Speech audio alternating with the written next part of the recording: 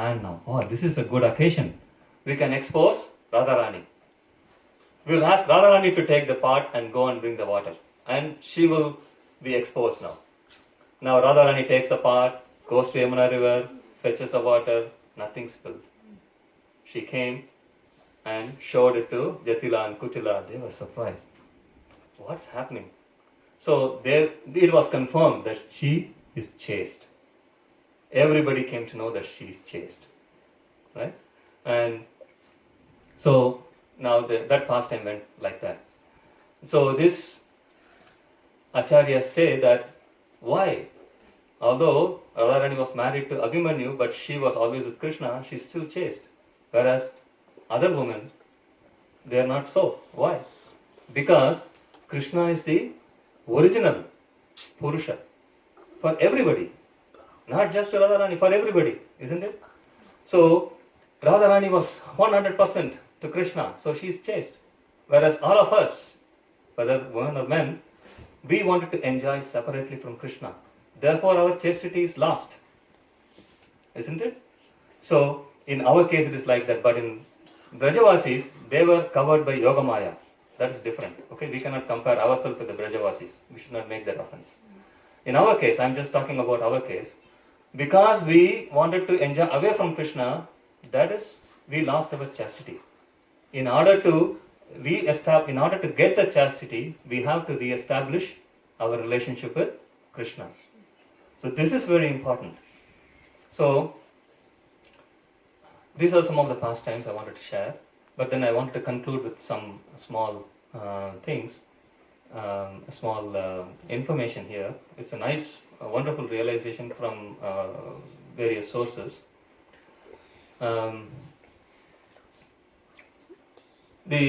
As I was explaining, the devotional service that we are performing is by the sadhana bhakti, right? We are just practicing devotional service. We are not actually in bhava platform or prema platform, right? In the sadhana stage, we have to put our effort, and Krishna gives His mercy for us to advance. So our effort is important in sadhana stage. Definitely Krishna's mercy is important too, descending mercy is important too. But our effort is very important. But as we advance to bhava stage and prema stage, it's Krishna's mercy is fully. He has to decide who gets the pure devotional service. He doesn't give the pure devotional service to anybody and everybody. Why? Because by pure devotional service, one can purchase Krishna. Krishna subjugates himself voluntarily to his devotees. He, as you all know, Krishna is called Bhakta Vatsala. He is always serving his devotees, pure devotees. For Arjuna, he was a chariot driver, isn't it? For Pandavas, he was ambassador. He did all service. And for Bali Maharaj, he was a doorkeeper. Vamanadeva was a doorkeeper. So these are our Supreme Lord who can come down to that level of serving his pure devotee. So he is hesitant to give that pure devotional service to anybody and everybody. But those who take shelter of Radharani, who gets the mercy of Radharani, then Radharani gives some indications to Krishna, and let us please consider him. He can be a pure devotee for you. Consider him. When she recommends, Krishna accepts. Such an exalted position of Radharani. Radharani is the one who can recommend us to Krishna to become a pure devotee. How can we get Radharani's favor? It is possible by taking shelter of a spiritual master who is serving in the mood of gopis and Radharani. Right? Who is serving in the mood of gopis and Radharani. This is the fortune that we all have here, because the disciplic succession that we come through is Chaitanya Mahaprabhu, Brahma Madhva Gaudiya Sampradaya. Chaitanya Mahaprabhu, who is Chaitanya Mahaprabhu? We saw in that verse. He is none other than Krishna in the mood of Radharani. He revealed the secret, the topmost secret of Radha Krishna Prema to his close associates like Rupa Goswami, Ramananda Rai, all these wonderful associates. And they presented it to us in a very accessible form. We have no clue what it means to be in love with Krishna. It's not possible for us. We are in lust, we are in Maya. And Radha Krishna Prema is 100% pure love, which we have no taste, no clue at all. So therefore, we should never look at the Radha Krishna Prema and the pastimes of Radha Krishna in a mundane, material way. Why Krishna is going after Radha, although she got married, all those questions, never. Because we are thinking ourselves in a material experience and we cannot pull them down to the material level. It's not possible. But if we follow strictly our acharyas and their teachings, and in the mood of service, if we carry on with our devotion, one day we will be able to understand that love, that prema. One day.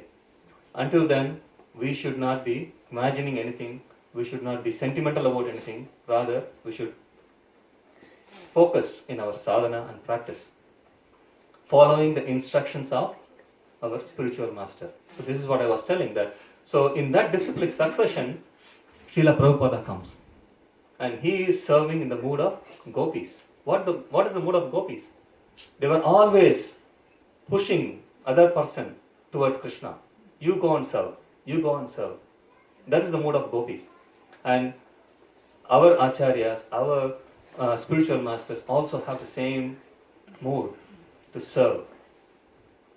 To serve others so that they can get closer to Krishna. They take all risks in their life to pull us closer to Krishna. Right?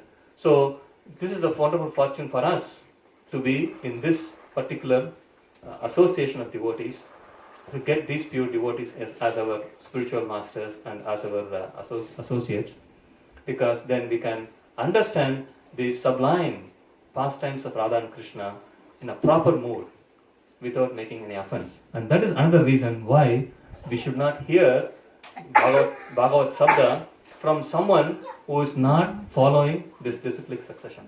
It's very risky because they all bring that down to the mundane level, to making so many, they might be very interesting, their talk might be very interesting, very attractive, but there is no bhakti in there. So I just want to share these things, and let's pray to Srimati Radharani for that a small drop of pure devotional service. That's how we can get some taste and we can gain some confidence. Yes, I want to go there, and some conviction so that we can move forward. Hare Krishna. Any comments or questions if it is very any time? Yes, Prabhu. Just one comment, I was reading some nice lecture, by the way, very good explanation. Prabhupada says that our mood is living in the mood of separation. That is our parampara, not in the union form. Yes. Because separation is more ecstasy, and that was the mood of Chaitanya Mahaprabhu. So we should be cultivating that mood of separation. How we can cultivate that? Krishna is so far away. So we have to start thinking that we are so much separated from him.